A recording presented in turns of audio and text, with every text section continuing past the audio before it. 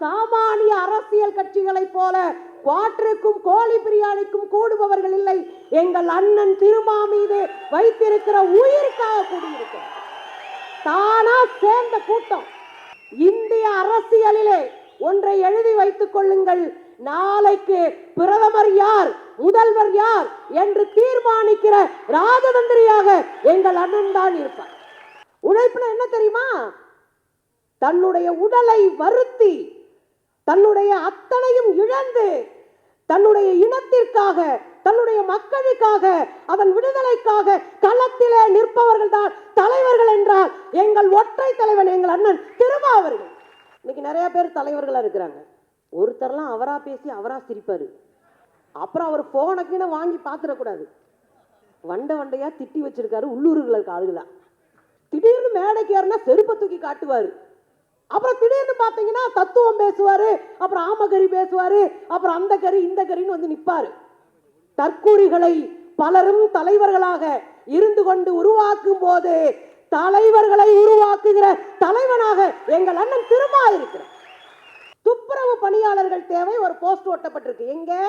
நாம் வாழக்கூடிய பகுதியிலே, அந்த குடிசை பகுதியில், சேரி பகுதியில் ஒட்டுகிறார்கள். ஒரு விடுதலை சிறுத்தை தம்பி கேட்டார், உங்களுக்கு தைரியம் இருந்தால், தெனாவட்டு இருந்தால், ஒரு அக்ரஹாரத்திலோ ஒரு மயிலாப்பூரிலோ உங்களால் இந்த போஸ்டர் ஒட்ட முடியுமான்னு கேட்டான்.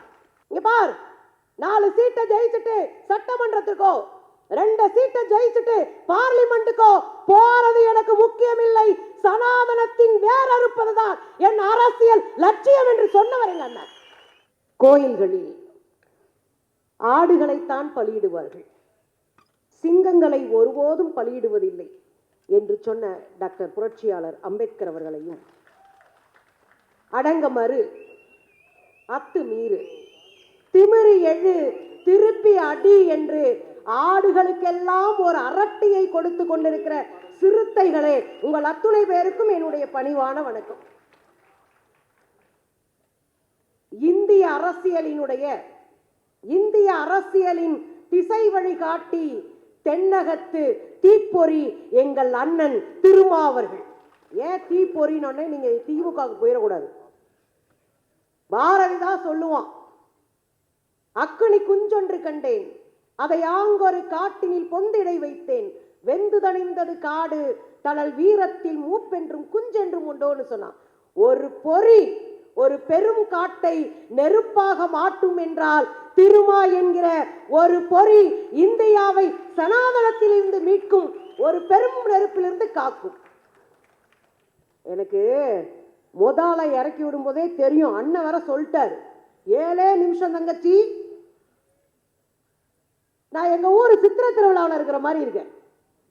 ஒரு 12:30 மணிக்கு இவ்வளோ 1 மணி ஆச்சா? 1:10 ஆயிடுச்சா? ஒரு மணி 10 நிமிஷத்துக்கு அத்தனை பேரும் கைதட்டி சந்தோஷமாக குதூகலிக்கிற ஒரு மாநாட்டை நான் இங்கே பார்க்கிறேன். 1:10 ஆகி 1க்கு போகாம இருக்கானே எங்கள் தோழர்.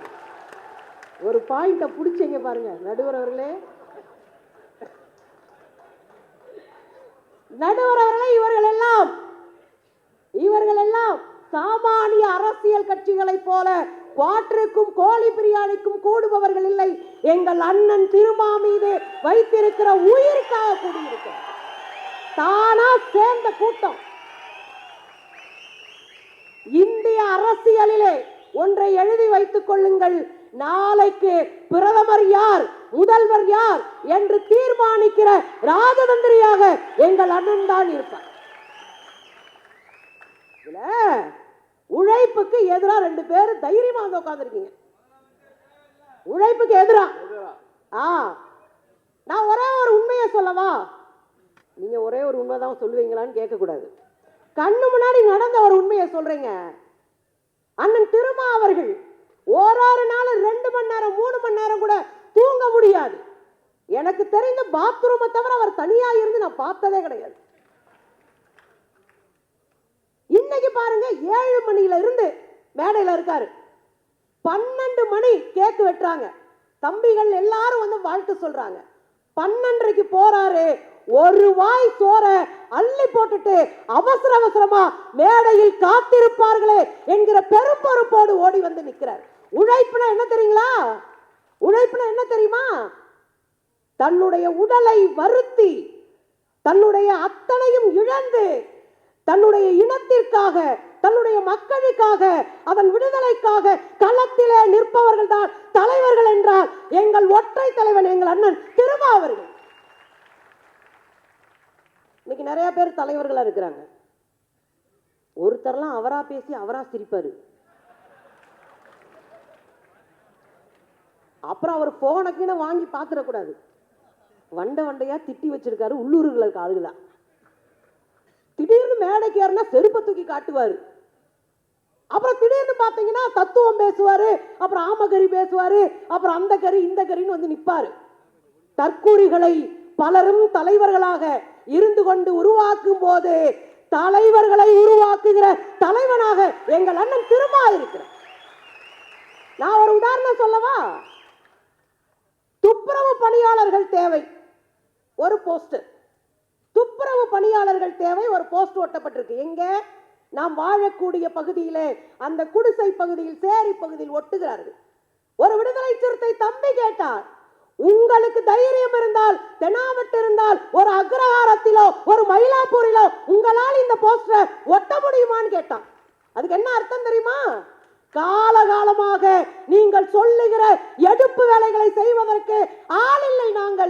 நாங்கள் அதிகாரத்தை கைப்பற்ற பயிற்சி எடுத்துக் கொண்டிருக்கிறோம் திருமாவின் தம்பியாக என்று பொருள்.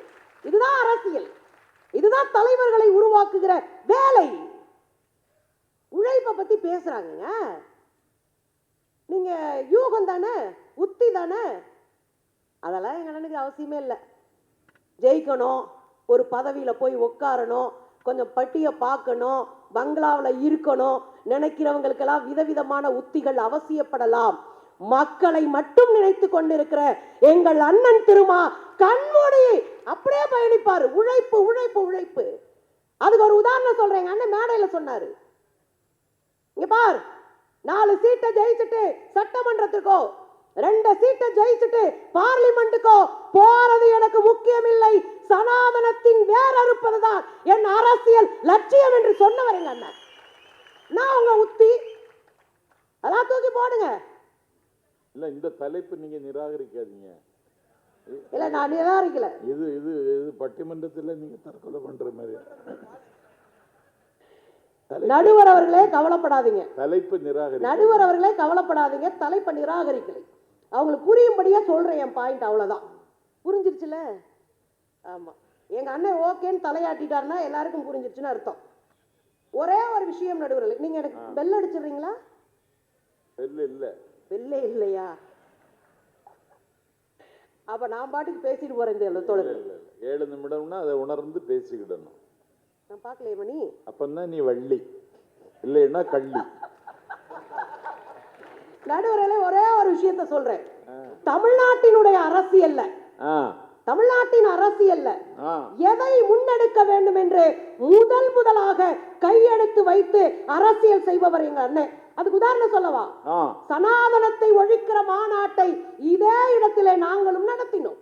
ஆனால் சனாதன ஒழிப்பு மாநாட்டை தமிழ்நாட்டிலே முதலாக நடத்தியவர் அண்ணன் திருமா என்பது உலகறிந்த உண்மை. ஜனநாயகம் காப்போம் 80,000 2 லட்சத்திற்கு மேற்பட்ட இளைஞர்கள் திரளாக வந்தார்கள் அண்ணனுக்கு பின்னாடி. பிற்படுத்தப்பட்டவர்கள் இடஒதுக்கீடு.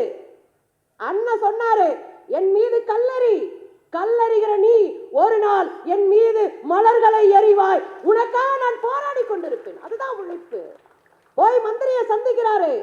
உயர்கல்வியில் இருக்கிற மருத்துவத்திலே 27% இடஒதுக்கீடு பிற்படுத்தப்பட்டவர்களுக்கு கொடுங்கள் என்று சொன்னார். பிற்படுத்தப்பட்டவர்களுக்காக தன் அமைச்சர் பதவியை தூக்கி எறிந்துவிட்டு வெளியே வந்த புரட்சியாளர் டாக்டர் அம்பேத்கரை போல எங்கள் அண்ணன் பிற்படுத்தப்பட்டவர்களுக்காக களத்திலே நிற்கிற ஒரு சிறுத்தையாக இருக்கிறார். நான் ஒன்னே சொல்லி முடிக்கிறேன். ஏதாவது ஒரு தலைவர் போஸ்ட் ஒட்டி நீங்க பார்த்திருக்கீங்களா? யாராவது ஒரு தலைவர் நடந்தே செருப்பு தேய பிரச்சாரத்துக்கு போனதை நீங்கள் கேள்விப்பட்டு இருக்கிறீர்களா? யாராவது ஒரு தலைவர் சுவற்றிலே தானே வெள்ளையடித்து தானே தன் கட்சியினுடைய கொள்கைகளை எழுதி நீங்கள் கேட்டதுண்டா? ஏதாவது ஒரு கட்சியின் தலைவன் ஒரு லாரியை பிடித்து ஓடி வந்து வீட்டிற்கும் நாட்டுக்குமாக சேவை செய்ததை கேள்விப்பட்டிருக்கிறீர்கள்?